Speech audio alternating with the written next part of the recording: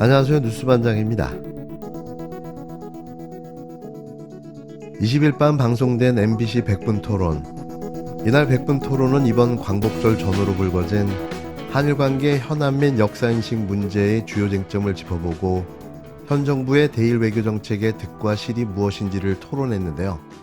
이날은 윤석열 정부와 일본이라는 주제로 호준석 국힘당 대변인, 신장식 조국혁신당 의원, 정호김 전 새누리당 의원, 양기호 성공회대 일본학과 교수가 출연해 윤석열 정권의 대일 외교가 실제 어떤 득실을 거뒀는지 평가하고 또 앞으로 한일 관계에서 남겨진 가장 큰 과제는 무엇인지를 토론했습니다. 그런데 설마 했던 일이 벌어졌는데요. 친일 매국의 작태를 보여주고 있는 윤석열 정권을 쉴드치고 나선 국힘당 대변인의 못볼 꼴이 눈살을 찌푸리게 만든 겁니다. 반민족 행위, 반역의 행위, 매국의 행위, 친일의 문제가 여야의 갈등의 문제인가요? 이건 정쟁의 문제가 아닌 올바른 국가의 역사관에 관한 문제인 겁니다. 이제 자신감을 갖고 일본을 대하는 것이 더 윈윈의 게임이 되지 않겠는가 이렇게 생각합니다. 예. 중요한 건 일본의 마음이죠. 예. 마음이 없는 사람을 다그쳐서 억지로 사과를 받아낼 때 그것이 과연 진정한가?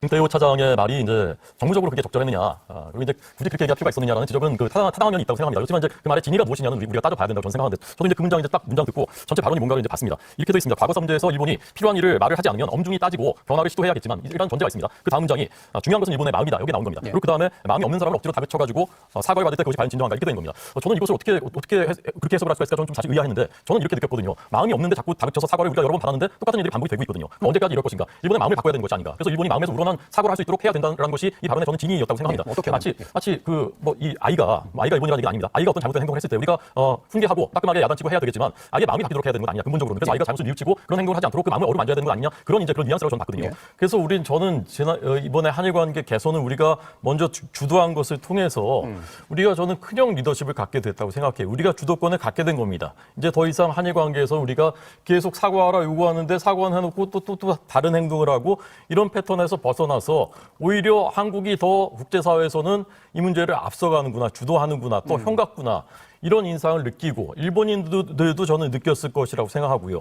그런 방향으로 나아가야 된다는 것이 그 말 속에 담겨있는 진이고요. 누가 이 시대에 친일을 하겠습니까? 옛날에 친일파들은요, 자기의 영달을 위해서 또는 안위를 위해서 했겠죠, 일제시대에. 그렇지만 이 시대에 그런 일을 하면 낙인이 찍혀서 살아갈 수도 없는데 왜 김태효 차장이 친일을 합니까? 왜 친일파라고 이 사람한테 딱지 붙이는 거 이런 것은 저는 좀 잘못이라고 생각합니다. 좀 착오가 있는데요. 일본이 한국이 양보한다고 해서 지금 한 4번 정도 양보를 했거든요. 큰형이다, 경이롭다, 존경스럽다, 아무도 없습니다. 드디어 말을 안 듣더니 내 페이스로 몰려오고 있다. 내가 주도권을 가지고 내 말 듣고 있다라고 느끼고 있습니다. 제일 핵심적인 사항이 1910년이 불법이냐 합법이냐거든요. 우리는 불법이죠. 헌법 전문에 그렇게 써져 있습니다. 3.1운동하고 대한민국 임시정부는 1910년이 불법이라는 걸 전제로 하는 겁니다. 그런데 일본은 합법이라고 주장을 하고 있거든요. 강제가 없는 겁니다. 그러니까 사도광산도 강제를 넣지 않고 그리고 제3자 채무변제에도 강제성이 없기 때문에 지난번에 박진 외교부 장관이 어떤 말이냐면 제3자 채무변제하는데 일본 측에서 물컵의 반을 채울 것이다. 물컵의 반이요? 단돈 1엔도 안 냈습니다. 일본 기업들 단돈 1엔도 안 냈습니다. 이유가 뭐냐?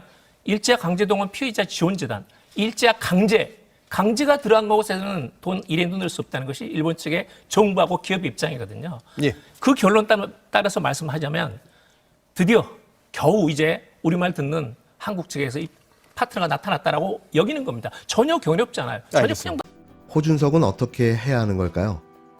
이분 한국에서 살 수 있는 걸까요? 김태효 안보실 차장의 중일마 발언을 쉴드치다 팩폭으로 난타당한 호준석 국힘당 대변인. 이런 자가 YTN 앵커까지 했다는 게 믿겨지지 않는데요. 그냥 헛웃음만 나옵니다. 정치고 나발이고 다 때려치고 낙향해 농사나 지으며 조용히 살아가는 걸 추천합니다. 그런 역사인식과 안일한 사고를 가지고 무슨 정치를 하겠다고 그러고 있나요? 쉴드를 칠 걸 쳐야죠. 물 탈 걸 타야 하는 거 아닙니까?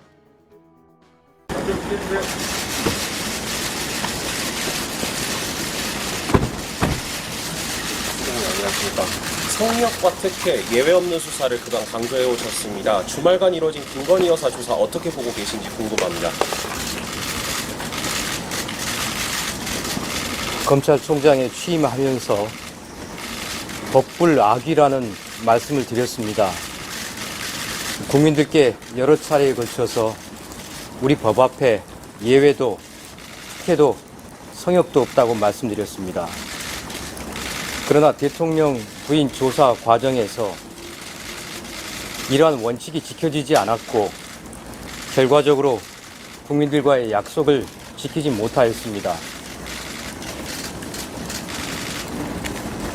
일선 검찰청에서 어떠한 보고도 받지 못하였습니다만 일선 검찰청을 제대로 이끌지 못한 것도 모두 제 책임이라고 생각합니다. 이 또한 모두 제 책임입니다. 국민들께 깊이 사과드립니다. 앞으로 남은 수사와 사건 처분에 있어서 헌법에 모든 국민은 법 앞에 평등하다라는 헌법 원칙이 반드시 실현되도록 제 모든 힘을 다하겠습니다. 조사 종료 2시간 전에 보고를 받아서 사후 통보다 총장 패싱이라는 지적도 나왔는데 좀 어떻게 보십니까? 진상을 파악하고 경위를 파악해 본 다음에 필요한 조치를 취하겠습니다. 네, 이번 조사로 김건희 여사에 대한 의혹이 전부 좀 해소됐다고 보시는지 궁금합니다. 조사 결과에 대해서 상세한 보고를 받아보고 나서 앞으로의 계획에 대해서 말씀드릴 기회가 있을 겁니다. 진상 파악을 하신다고 아까 말씀해 주셨는데 이번 사태와 관련해서 이제 감찰 등이나 별도 문책 계획도 있으신 건지 궁금한데요. 오늘 서울중앙지검장으로부터 직접 보고를 받게 되어 있습니다. 진상을 파악해보고 나서 거기에 상응하는 필요한 조치를 취하겠습니다. 이분은 뭐죠? 법과 정의, 공정과 상식을 부르짖더니만 꼬랑지를 내리고 어디론가 사라져버렸는데요. 이제 곧 퇴임이니 저녁 초읽기에 들어간 병장 말년인 거죠. 떨어지는 낙엽도 조심해야 할 상황. 그래야 정관 예우라도 챙길 테니 말입니다. 하지만 검찰 역사상 가장 치욕적인 오점을 남긴 검찰총장으로 기록될 이원석 총장. 아마도 역사는 이렇게 말할 겁니다. 폼이란 폼은 다 잡았지만 권력 앞에 기생했던 역대 최악의 검찰총장이라고 말이죠. 그때쯤 되면 검찰은 해체되고 없겠죠? 그래야 됩니다. 압류, 이 끔찍한 부패한 국가권력기관은 반드시 사라져야 합니다. 김건희 씨의 명품백 수수사건을 수사해온 검찰이 무혐의 결론을 내고 수사를 마무리한 것으로 알려졌습니다. 뭐 기대도 안 했지만 역시나가 또 역시나였는데요. 변변상종인 거죠. 서울중앙지검 형사일부는 최근 이 같은 결과를 이창수 서울중앙지검장에게 보고했고 금명간 이원석 검찰총장에게도 보고할 예정인 것으로 전해졌는데요. 이렇게 김건희 씨를 위한 견찰의 범죄 세탁 서비스로 그녀는 완벽한 면죄부를 받게 된 겁니다. 총장 보고 시점은 대검찰청 정기보고가 있는 내일이 유력하게 거론되고 있는데요. 수사팀은 김 씨의 청탁금지법 위반 혐의에 대해 무혐의 결론을 내린 것으로 알려졌습니다. 최재형 목사가 김 씨에게 건넨 선물의 성격을 직무와 관련된 청탁의 대가가 아닌 접견을 위한 수단 또는 감사의 표시로 판단한 건데요. 이게 이들이 말하는 매직인 거죠. 코에 걸면 코걸이, 귀에 걸면 귀걸이. 이에 따라 윤석열 대통령에 대해서도 청탁금지법상 신고 의무가 없다는 결론이 날 것이 확실해 보입니다. 사건이 종결될 경우 김건희 씨가 선물을 받은 명품백은 국가에 귀속될 것으로 예상되는데요. 역대급 코미디는 계속됩니다. 이게 왜 국고로 귀속돼야 할까요?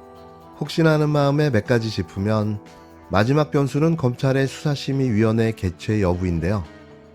수심위는 주요 사건에 대해 수사 계속 여부나 기소 여부 등을 심의하는 기구입니다. 하지만 이미 서울의 소리 측은 수심위 요청 신청을 했지만 수심위 신청 자격이 없다며 거부당한 걸로 알려졌는데요. 이제 남은 마지막 카드는 이원석 총장 직권의 수심위 소집 명령뿐입니다. 김건희 씨에 대한 성역 없는 수사를 강조해왔던 이원석 총장이 직권으로 수사심의위원회를 소집할 가능성을 배제할 수는 없는데요. 영원히 바지아바타 총장으로 박제가 될지 아니면 그래도 소신을 밀어붙였던 총장으로 기억될지가 남아있을 뿐인 겁니다. 물론 수심위가 소집되더라도 특별히 변화되는 건 없을 텐데요. 이런 현실은 무슨 부조리급 같다는 생각마저 듭니다. 현실에서 벌어질 수 없는 일이 현실에서 벌어지고 있으니 말이죠. 대통령 부인의 죄를 털어주기 위해 국가 권력 기관이 총동원된 초유의 사태, 반드시 몇십 배로 되돌려받게 될 겁니다. 탄핵이 되든 임기가 끝나든 말이죠.